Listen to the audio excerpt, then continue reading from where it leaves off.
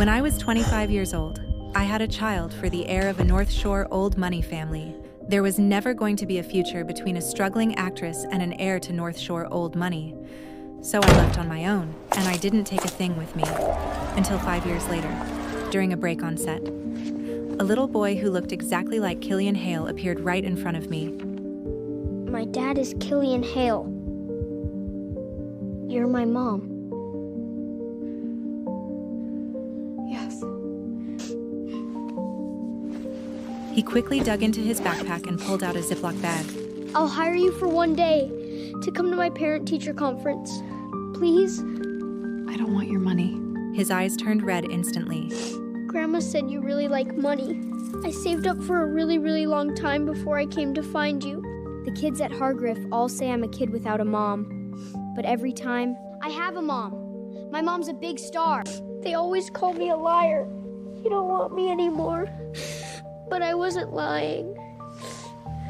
I don't want your money, but I'll go. He snapped and threw himself into my arms, like he was crying out every bit of hurt he'd ever held inside. I patted his back gently, soothing him until he slowly calmed down. I don't cry. I'm a superhero. I just couldn't hold it in. My name is Silas Hale. You can call me Silas. I know. You know my name? I know. Silas. That name was the one I chose. When I was 7 months pregnant, I went through an entire baby name book and picked that one. Richard later added the Hale surname on the birth certificate, but the name, that was mine. How could I not know? When I first met Killian, I was still a junior at film school. I'd hustle for the smallest roles. Back then, the agent managing me pointed me toward a shortcut. He said the company's partner had taken a liking to me. He could make me a star if I was willing to sell my body. Of course I wasn't, so they blacklisted me. They cut off every path I had. Then I met Killian. At the time, I was in the bathroom at an industry party, throwing up booze, looking like an absolute mess. A producer kept hounding me, refusing to leave. She said no. What part of that don't you understand? The guy slunk away. If you ever need help, legal help, or if you want out of that contract, call this number. No strings attached. I still didn't take it. He didn't say another word either. He just turned and left. The turning point came when my mother was diagnosed with cancer. Everything fell apart. I broke down crying in the hospital stairwell, sobbing until I couldn't breathe. Killian showed up, I don't even know when. Let me help you. You can hate me for it later if you want. After that, I reached out to Killian. He got me a lawyer to buy out my management contract. He introduced me to a well-established agent in the industry. But the auditions, the roles, all the work, I earned every bit of that on my own. Over the months that followed, we shared many dinners. The way Killian Hale looked at me always had something more hiding behind it. I told myself it was just a professional arrangement. Slowly, I fell in love with him. During those years, Lila Voss was standing right in the center of the spotlight. When things between us were at their most intense, I once asked, Killian, why chose me? Because the moment I saw you, I couldn't look away. I'm not a good man. When I want something, I take it. But everything changed the day I found out I was pregnant.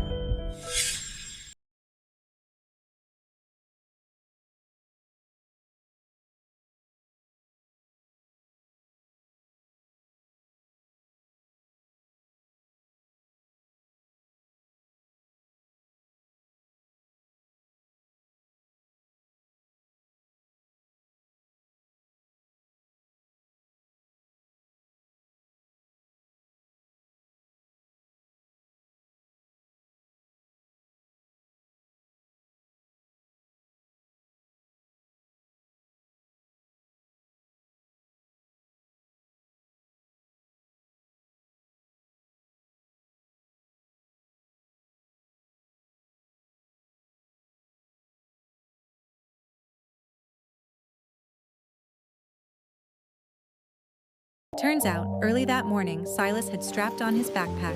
Then he snuck into the back of the family driver Marcus's SUV, hiding in the footwell of the rear seat. The moment the car pulled up to the shop, Silas slipped out and walked into the studio lot all by himself. Silas blended in with the crowd of fans waiting outside the set for me to wrap. He waited there until dark. After the fans had dispersed, he finally came in to look for me. I couldn't wrap my head around how a 5-year-old had the guts to hide in a car by himself, then walk alone into a huge studio.